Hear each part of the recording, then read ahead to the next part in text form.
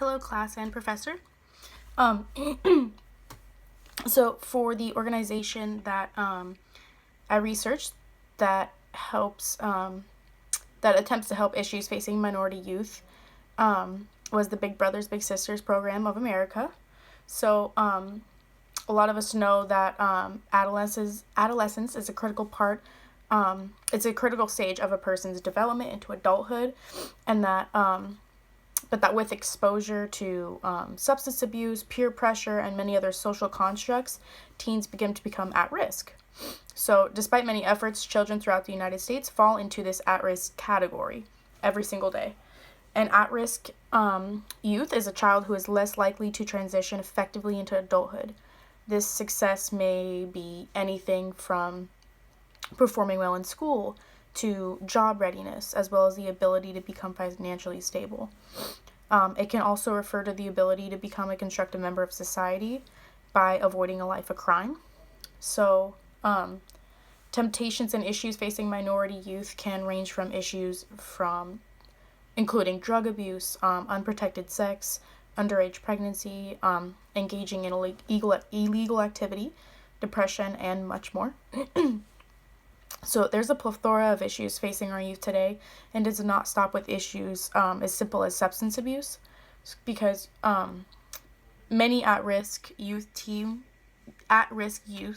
growing up do not have a solid foundation, structure, or support system at home that they can depend on.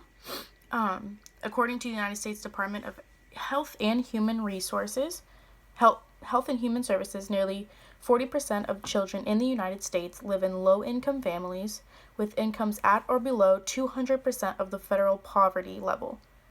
And the children from these low-income families are more likely to have sex before the age of 16, become a gang member, attack someone, or get into a fight, steal something worth more than $50, or run away.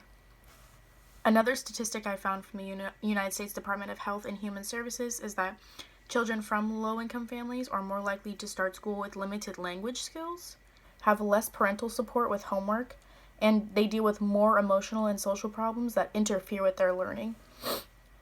So, if we were able to increase the current U.S. graduation rate to 90%, an additional 219,000 students would need to receive diplomas.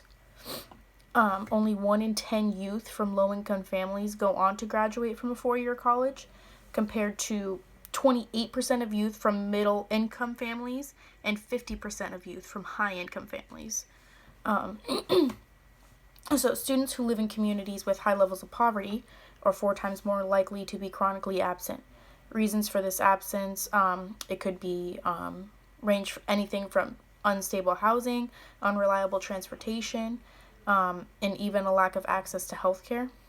And by 6th grade, chronic absence becomes a leading indicator that a student will just drop out of high school. Fortunately, there are many programs put into place in an attempt to diminish these temptations and lower the rate of teens who are at risk. So after researching many different successful outreach and prevention programs for at-risk teens, the one that stood out to me the most was the Big Brothers Big Sisters of America program. The Big Brothers Big Sisters of America is a nonprofit organization that was founded in 1909. The nonprofit organization, its mission is to provide children facing adversity with long-lasting relationships with individuals that will serve as role models and support systems for them throughout their childhood into adulthood that they may not necessarily have at home. This nonprofit organization targets youth within communities all across the country.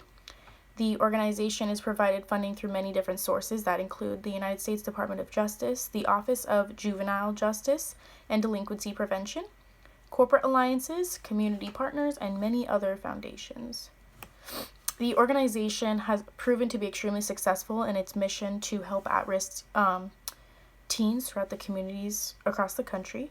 For example, a statistic provided from the Big Brothers Big Sisters organization annual impact report of 2017 stated that researchers found that after 18 months of spending time with their bigs, the littles, compared to those children not in the program, were 46% less likely to use drugs, 27% less likely to use alcohol, 52% less likely to skip school and 33% less likely to be physically aggressive. So it has been proven that the organization both positively affects the adolescents on a short-term and on a long-term scale. Throughout my research of the organization, I found that although these programs are implemented around the country, access to these programs may become limited in certain areas. So that may be a less effective, part of the program. But another con may be that the parents of the littles must willingly enroll their children in such a program, which, one, not all parents may be aware of is out there, and two, they just might not have access to it. Throughout researching the organization, I found there to be many success stories for young teenagers who were enrolled in the program, and very little negative feedback about the organization itself.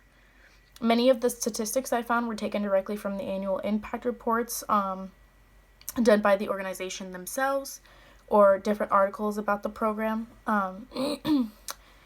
Reform recommendations may include that they could maybe partner with more schools for the organization to reach out to more communities in order to maximize their availability to at-risk adolescents in certain communities. But although no program is perfect, it seems as if the Big Brothers and Big Sisters organization has and continues to make impressive accomplishments in an attempt to provide at-risk teens and youth with a positive resource in their everyday lives. Thank you.